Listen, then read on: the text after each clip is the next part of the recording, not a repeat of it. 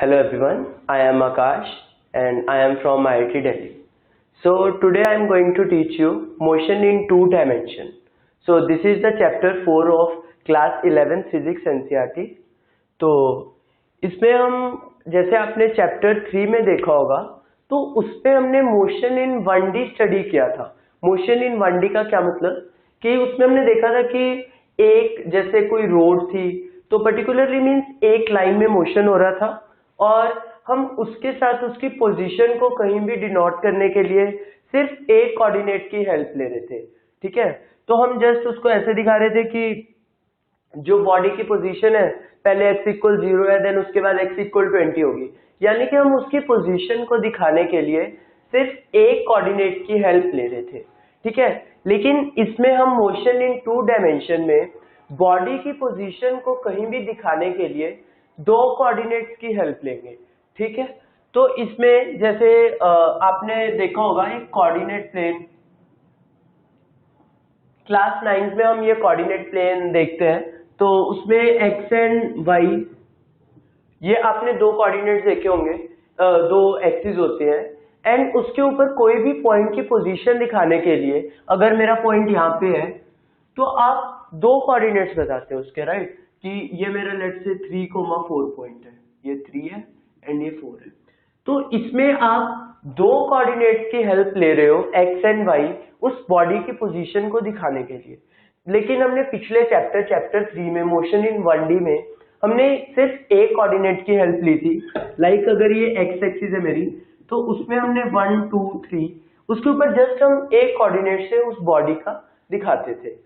तो जो ये मोशन इन 2D है, प्रैक्टिकल में अगर हम देखें तो जनरली सारे मोशन ज्यादातर टू डायमेंशन में होते हैं।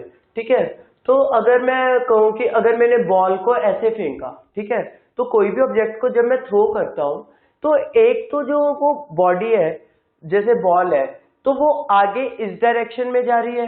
ठीक है, तो मेरे को उस बॉडी की पोजीशन बताने के लिए एक तो ऐसे इस डायरेक्शन में बताना होगा कि वो इधर से कितनी दूर है एंड उसकी मुझे एक हाइट बतानी पड़ेगी कि वो ग्राउंड से कितना ऊपर है। ठीक है, तो मेरे को दो कोऑर्डिनेट्स की हेल्प लेनी पड़ रही है, तो ये है मेरा मोशन इन 2D।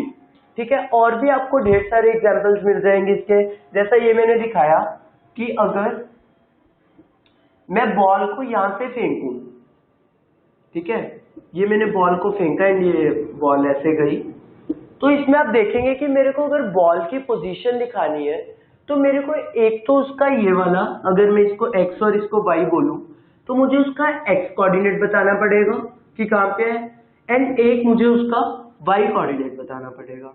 तो मुझे अगर x और y उसके दो कोऑर्डिनेट्स पता है तो मैं उसकी बॉडी की पोजीशन बता सकता हूँ, यानी कि ये टू डायमेंशन मीन्स मेरे को उसकी पोजीशन के लिए दो कोऑर्डिनेट्स चाहिए।